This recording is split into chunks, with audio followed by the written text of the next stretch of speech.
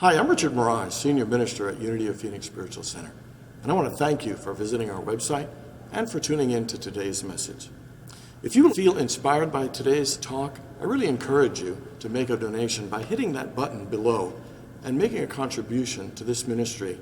It'll allow us to continue these messages online and to do the great work we do here at Unity of Phoenix, which is to inspire people to live better lives. So thanks for tuning in, thanks for your support, and we hope to see you at a Sunday real soon. All right, morning again, everyone. And shout out to everybody who tunes in during the weekend and watches us online. So this cowboy rides into this town, and he pulls up into the saloon for a drink. And unfortunately, this town has this really bad habit of picking on strangers, which he was. And so when he finished his drink, he went outside to find his horse had been stolen. So he walks back into the bar, and he handily flips his gun in the air, catches it without looking, and shoots a shot up in the ceiling. And he says, "Which one of you sidewinders stole my horse?" And he said, "All right, here's what I'm going to do. I'm going to have me another drink. And if my horse isn't returned by the time I am done this second drink, I am going to have to do what I did in Texas. And I don't like to do what I had to do in Texas. You all got that?" And this quietness and uncomfortable feeling came upon the bar. The locals were kind of restless. And then he did like he said. He had another beer. And then when he finished his beer, he went outside, and his horse was there. He saddled up and started leaving. And the bartender had come out, and he said, hey, partner, before you go, what happened in Texas?" And the cowboy turned and he said, "I had to walk home." So, all right. So we're in a 2-week or 3-week series on habits. And I know every one of us has some habits that are not exactly great for us. We have some bad habits. And we also have some good habits. You know, and we always wonder the question, why is it so hard to break a bad habit? And why is it so hard to start a new one? Why is it so easy to keep doing one that's not good for us? And it's tough to find traction doing a new and a good one. And so, this series is about the impact that we don't realize that habits has on our lives. You know, James Clear, who wrote the book Atomic Habits, said that the single greatest indicator of our success isn't how big our vision is or our goals or how big we talk about it and affirm about it. He said the single thing that determines our success is, or what are we doing on a daily basis? The small, regular actions that are consistent over time will have an exponential benefit on our lives. You know, like compounding interest, that habits are the compounding interest of improving and making our lives better. James Clear is considered an expert in habits because when he was young, he was I think he was a junior, he got hit in the head with a baseball bat. And he had to be helicoptered, he was in a coma, and he really wanted to be a professional baseball player. When he came out, he had to do all this little physical therapy and occupational therapy, little habits he had to do. And then 2 years later, amazingly, he made his baseball team at his university, but wasn't starting, and he decided to do little habits like go to sleep regularly, study regularly, take care of himself in little ways, do a little bit of weights. And every year, he kept adding another habit and another habit. And in his senior year, he became All-American. He won the President's Medal at the highest honor at his university. He kept doing it. He started writing little blogs. He got 1 million followers. He had 2 million followers. He wrote his book, speaking all over the world, getting phone calls from NBA coaches, NFL coaches, because they want to know and understand the power of habits and how to use them in a way that'll transform our lives. Because he said little changes, little habits make a big difference if we are willing to work with them. And how many people believe that? Little habits over time will do great things. And we all put our hands up, and yet, and why? And it is because culturally we've been conditioned into believing certain things that are contrary to the principles behind the whole idea of habits and compounding benefits. And the 4R that I mentioned last week is we're in a culture where we think if we want massive success, we need massive action. That we're all looking for that one big break. We're looking for the grand slam home run. We want to win the lottery. We want that thing that'll just change our lives. And thinking it's always got to be a big thing.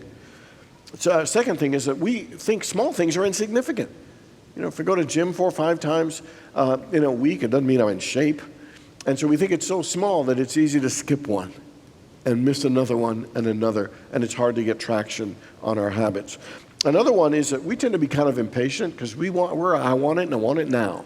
That's the kind of culture. Nobody wants the slow, dependable way to success. We want the fast, 3 steps, the quickest way to almost everything. And then the final one is, if we're really honest, we are a little bit lazy. Most of us are just looking for the biggest benefit with the least amount of effort, and if possible, none at all. We want our lives to just improve. And so how do we begin to learn and understand about habits? He said the first thing is awareness. Most of us aren't even aware of some of the habits we do. And he said you should just begin and write down every single thing you do.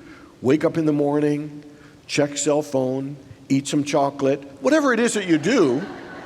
Just even recording it down will begin to bring an awareness, because he said the first step to liberation and transformation is awareness. Unless we are aware of what we're doing and what's happening, and then beginning to look at what is one habit I know that's good for me, and if I keep doing that, where's that going to lead me? Eating chocolate for breakfast or having a smoke might feel good in the moment, but if you do it over time, it is going to put us in a place we probably don't want to be. And so we need to look and just even notice what things aren't we doing well, and even just being aware of it will begin to shift something in us. The second thing is to be more aware that everything in life takes a process, and it takes patience and persistence for us to progress. Like it takes 9 months to have a baby. In Scripture it says, first the blade, then the ear, then the full ear in the corn. There's a planting period, a growing period, then a harvesting period. Things take time. And sometimes we think because we're not seeing results, we think, I'm getting nowhere, I'm wasting my time, and it's not. Is that you're just priming the pump and things are happening, though you can't see it. Just like the bamboo tree, you cultivate it, water for 5 years, fertilize it, and then it doesn't grow in 5 years, but then it grows 90 feet in 6 weeks. And I'm sure most of us don't want to wait the 5 years, but it's to show a principle that sometimes you think something isn't working, and it actually is. You're not wasting your time. The breakthrough is coming. I always tell people, if you meditate for 10 minutes and your mind wanders for 9, you didn't waste 9 minutes. You invested 10 minutes in a willingness to have your mind be open to feel the presence of God. And then the last one was to start a new ripple, because habits create ripples of energy. And the thing I'm always amazed at is how much of the research says that making up your bed alone brings ripples of good benefit. That just starting your day, making up your bed, your brain starts to see disorder becomes order. And you actually feel more productive, and it actually has benefits. So how many people picked a new habit to start? Anybody do it? Okay, 5. And so no matter what it is, even if it's meditating for a couple of minutes or going to the gym, whatever it is, a habit in a positive direction begins to actually have ripples of benefits in our lives. This morning we're going a little deeper and looking at 2 reasons why it's so challenging to make changes, why it's so hard to get traction in our habits. And he said that there are 2 reasons. Number 1 is we try to change the wrong thing, and we change in the wrong way. And so we're going to look at the 3 layers of behavior change. And slide 1's going to come up. And so the outer one is outcomes. We're looking for results, whether it's losing weight, publishing a book, building a successful business, doubling our income, whatever it is. This outcomes is about the goals, the things we want to change, the results. The second layer is process. This is about the actions or the routines and so whether it's going to the gym or decluttering our desk or developing a meditation practice, it's association with habits. So process is about the action or habits. And then the interior one is about our identity. And that is about what we believe and feel about ourselves, our self-image, ideas of what we think we're capable or worthy of, our identity.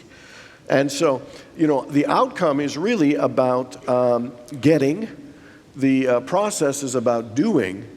But the identity is really about being and becoming. It's about consciousness. And most of us start on the outside in, want results, do an action, and then we think we'll be changed, we'll be happier, we'll be all these other things. But he said if you really want to make your habits more attractive, irresistible, and have more traction, that we need to go the opposite way. that we've been doing it the opposite way, which is counterintuitive to us, but actually a more effective way, and that is to start from the inside out. So start with who you came here to be, and then a process and a system, then the results will follow. Because every single habit we do is an expression of something we believe about ourselves, or what we believe about our world, or what we believe about others, or what we believe is possible. Every single habit that we engage in is a reflection of what we think we're worthy of, or what we think we can do. And so often, we want to quickly change our lives, change that, but we don't think of changing and transforming ourselves. And you know what? A perfect example that shows how that doesn't work is how many people have New Year's resolutions? Anybody ever? Studies show that people come out of the gate wanting to overhaul every area of their life, the outcome, and then after 2 weeks, 90% of people have forgotten their resolutions, let alone still working on it. And we go back to living our same lives. Why?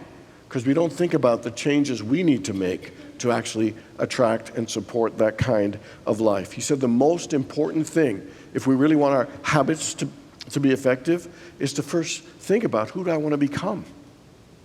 Who am I being? How am I showing up in life? That until we become that, we're not going to really attract anything greater. And so imagine two people trying to quit smoking. And they're tempted and offered a cigarette. And the first one says, "No thanks, I'm trying to quit." The second one says, "No thanks, I'm not a smoker." So the first one identifies themselves as a smoker trying to quit. The second one identifies them as not being a smoker any longer. And it seems like a little thing, but it is a big thing. Because it's about saying, okay, I just don't want this. I want to become this. It's one thing to want something. It's another thing to be it. So he gives an example of this guy who bit his fingernails all the time, and his fingers were all chopped up and looked pretty beat up. And he was always ashamed and embarrassed about it. And his wife said, "Come on, you got to stop this. So you're going to let your fingers heal for next month? Then I am making you a manicure appointment." So he doesn't bite on him for a month. They're looking kind of all right. And then he goes and gets a manicure and falls in love with his fingers. Oh. And he says, "Wow, I got beautiful fingernails. I got beautiful hands." And suddenly, he switched from being a nail biter to someone who takes care of his hands, who takes care of his fingernails. And you can even extend that, is that successful people take care of the little details of their hands and all areas of their lives. So that it's important to realize, who are we becoming? Who do I need to become to support and to allow this to be a part of who I am? And so, Joel Goldsmith once said, he said, you can be anything you want, you can have anything you want, but first you must become it in consciousness. Whatever it is you want to become, what is the consciousness of that person who takes care of their nails, who makes up their bed, who is productive? What is that like? What is the consciousness of someone who wants to build $1 million business? We just think of the $1 million business. No, who do we need to become? How would we show up? How would we speak? Who would we connect with? What kind of things would we do? And sometimes, the things are not in alignment of who we are very difficult to pick up. And there are things we won't do when we know who we really are. I mean, there are certain activities, somebody might say, "Hey, let's do this." And I said, "No, that's not me. That's not what I'm about." All changes to be effective and true has to bring some change in us, and we have to become it. Then we will either attract it and become that, or we will choose things that aren't for our best because of our identity. Knowing who we are is an important step. And sometimes we don't realize some of the things we say about ourselves, like, "I'm such a loser, things never work out, things are hopeless." We think a lot of negative things, like, "I'm always broke, I'm always late, life is so unfair, I always get hurt in relationships, or I always pick the wrong kind of person, I'm really bad with names." These things over time, really begin to become a part of who we are and affect how we show up and the habits and the things that we think and engage in. Breaking bad habits isn't easy. I heard that carrots have a hard time breaking bad habits. Yeah. because some of their issues are really deep-rooted. Hey, I'll just check in to see if you're still paying attention, okay? I'll just check it out. So again, new habits are great. You remember when they talked about old wine and new wineskin, or new wine and old wineskin? That's what it was about. See, the new wine needed to be able to stretch and expand. And if it was an old wineskin that was already stretched, it was going to actually burst the skin. And so there has to be a consciousness and a mindset that prepares for this thing that we want, that we must literally become it. We don't need to be it in the moment, but we must be willing to become it. Like Moses didn't start as a good leader. Moses, when he was called by God at the burning bush, he said to God, hey, I'm not fluent in speech. I'm not good at it. Go to Pharaoh and do what? And he said, no, send my brother Aaron. And then God says to him, Moses, stop the whining and beating around the burning bush. And it's not an exact quote, but it's a paraphrase. And it's pretty close. It's pretty close. But he's saying, I have called you. I have called you to be a leader, knowing that it was already in him. And over time, he became the leader. He didn't just do the actions. There was a consciousness and a transformation that happened in him. And so for each of us, who are you here to be? What are the qualities that you need to embody to live the kind of life you want to live, to make the kind of difference you want to make, to experience the kind of relationship you want to have? What is it that we stand for? What is it that we want to express? How is it that we want to show up? And one thing he says is that it's really important that we need to be open and flexible with who we are and not rigid. That we need to be willing to let go of the old image we've had of ourselves, to let go of the old stories, to let go of the feelings of unworthiness, to begin to grow into all and who we came here to be. I mean, why not think, hey, I have a great memory. I'm great with names. I'm the kind of person who remembers someone's name. I'm the kind of person who tends to be on time. I'm that kind of person. That when we put it there, it really helps the other things begin to trickle and transform in amazing ways. Why not say, I am more professional. I am more organized. I am more generous and honest and sincere and appreciative in how I show up in the world.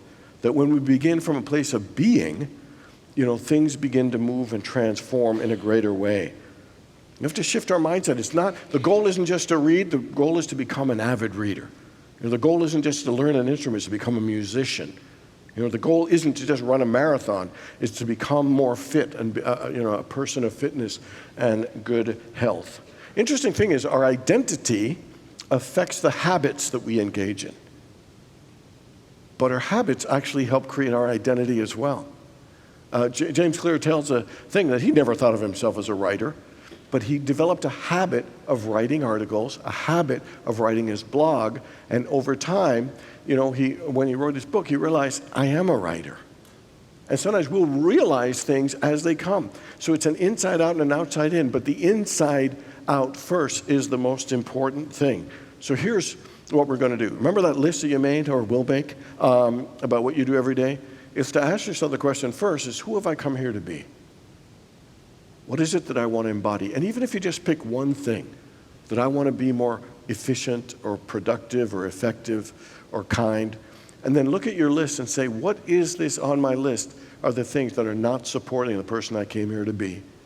And add even just one thing, a habit that would support the kind of person that you want to be that you aren't currently doing right now. Changing habits isn't easy, but they're infinitely easier and more effective when you start within and think about first, who have I came here to be? Be the change you want to see in the world. We've heard all that, and the reason you hear it because it's true. And when we do, guess what? The habits become easier, more attractive, more enjoyable, and more irresistible for you to actually do them. The second thing that it's important is about the system and the process. Here's what he says. If you're having trouble changing your habits, the problem isn't you. The problem is your system. Bad habits repeat themselves over and over again, not because of you, because you got the wrong system. You don't rise to the level of your goals, you fall to the level of your system.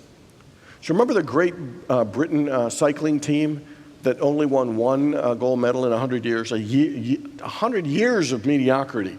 They always had the goal and the outcome to win. That was always there. But it only changed when they developed a good system. A system, for improvement and success that included washing their hands, appropriate pillows to sleep on, massages after workouts, the kind of fabric and material that their uniforms are made out of, the kind of seats being more comfortable. There was an entire system that literally 5 years later, they went from obscure and a laughingstock to dominating the world in cycling. Why? Because they had a system. You could want to win a championship, but your system is how you recruit, how you train, how you coach. Anything you want to do, there is a system that makes the change and the success possible. Since it's Super Bowl Sunday, let's talk about Bill Walsh, one of the great football coaches, San Francisco 49ers, won 3 Super Bowls. But everybody would tell you what made him great was his system was so solid. If a star got hurt, didn't matter. They had a system that was so effective. And one thing he says is, if you take care of your system and all the appropriate parts, the score will take care of itself. We are so preoccupied about the goal, the score, the results that we miss out on creating good systems. We just think the idea of having it's enough, and it isn't. Like, look for those areas. What's going to help me? Just like those cyclists. I mean, you would have thought washing your hands might help you ride a bike better. But it's an overall, and that's the one thing. We get mesmerized with goals, and he says, goals, you achieve your goals, then you go back to your own way. He says, and you have this conditional thing. When I reach that goal, then I'll be happy. And he says, systems are about progress and improvement. It's a system of continuously developing and making ourselves better and better. It is a commitment to a better life, and to more joy, not just the thing. And there's nothing wrong with the things, but look at the bigger picture as well. And so so my question for you is, so what kind of system you currently got?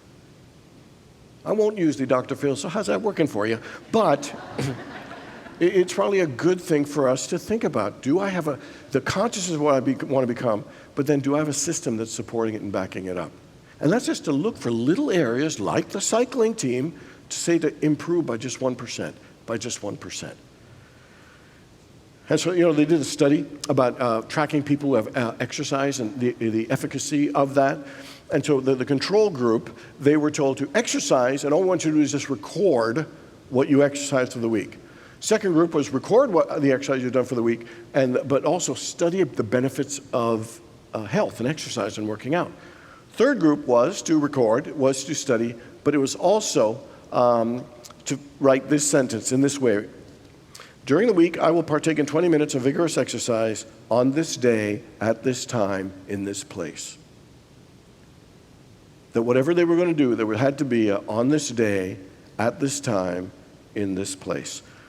At the end of the study, 35 to 38% of group 1 and 2 actually exercised. Group 3, 91% of them exercised. Why? Because they call it an implementation intention. See, everybody wants to say, hey, I'm going to be healthier, or I'm going to work out more, which is different than every Monday and Wednesday at 7 p.m. at the gym, I am going to do 30 minutes of weightlifting or whatever you're going to do. That when there is an implementation intention that clearly says, here's what I'm going to do and when I'm going to do it, it begins to mentally go in our heads that we will actually do that. Want another interesting example? They've done these studies with people in voting, and that when pollsters call them and say, so what time will you be voting? What driving route will you be taking to the polling station? How often do you plan on voting? I don't know, but I'm just saying, again, checking to see if you're paying attention. But the point is that there is an implementation intention. When there's a consciousness of becoming intention, but there's a systemic, intention that we need to set that's an important thing. Of when are you going to do this? How are you going to do this? Where? I mean, all these things absolutely make a difference. And then the final thing about a system I want to talk about is to feel good about what you're doing. to feel good, not feel onerous, not feel like it's a burden or a punishment, to actually feel good. You know, they do a thing with dopamine, that anytime there's a reward or pleasure, there's dopamine in the brain. We release dopamine. But it isn't, and most people think it's just when you get the reward, when it's happened. But they've done studies to show that an anticipated benefit will bring dopamine into the system and actually make you feel good. So that means that waking your bed up in the morning, if there's an anticipated, this is a great way to start my day. This is a beneficial way to create more order and success in my life, and I know good things will come from it, that you will actually begin to enjoy that process. That you will do it more, it'll be more attractive, because you know you're building a better life. You know you're doing good things for you, and it will give you a rush. But it's not just mechanically doing it, it's doing it with joy. Doing it with anticipation that this is helping build a better me and a better life.